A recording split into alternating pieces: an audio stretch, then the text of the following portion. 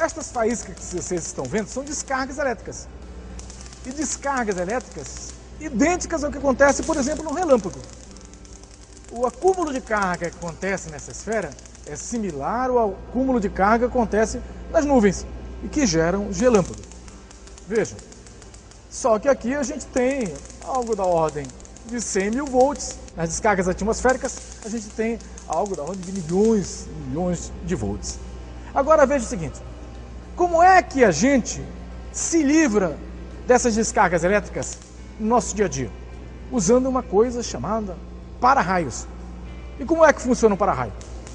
Assim, veja, por favor, Janaína. Eu vou estragar a brincadeira da Janaína. Ó.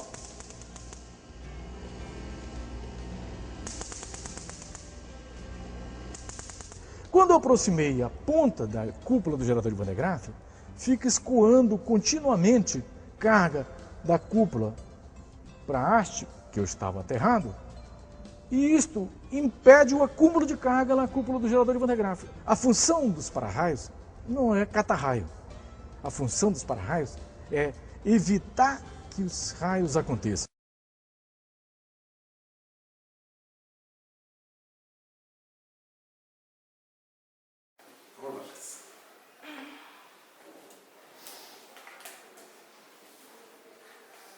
Bom, eu acho o seguinte, a física, ela, para nós que trabalhamos com ela no ensino de física, por exemplo, eu trabalhei com ensino de física com adolescentes há muito tempo, né?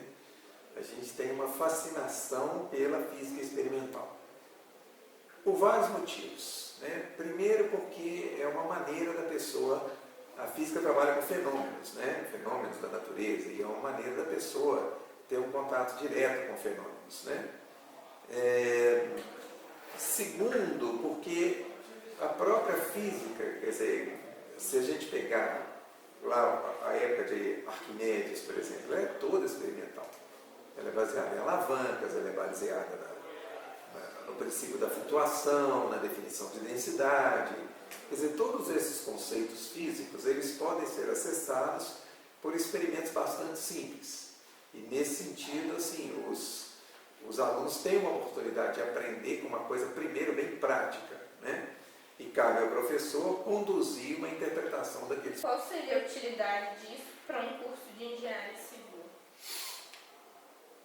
O engenheiro civil, ele lida diretamente com a matéria, né? E ele tem que entender, quer dizer, a construção, né? Qualquer construção, né? Ela está envolvida, ela acontece no espaço, né? Dos fenômenos físicos o tempo todo, né? Desde o equilíbrio de forças, como que você, né, calcula cada coisa que vai ser colocada ali. Quer dizer, tudo isso vem, né, de princípios que são compartilhados com a física.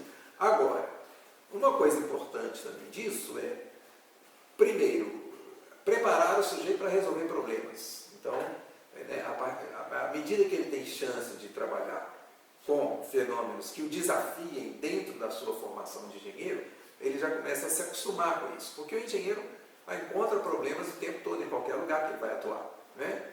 E outra coisa que eu acho importante também é que a engenharia civil, ela é dinâmica, como a ciência é dinâmica. Então, o que você sabe hoje, amanhã pode mudar. E os recursos que você tem hoje, amanhã, conforme o lugar que você tiver, você vai ter que adaptar.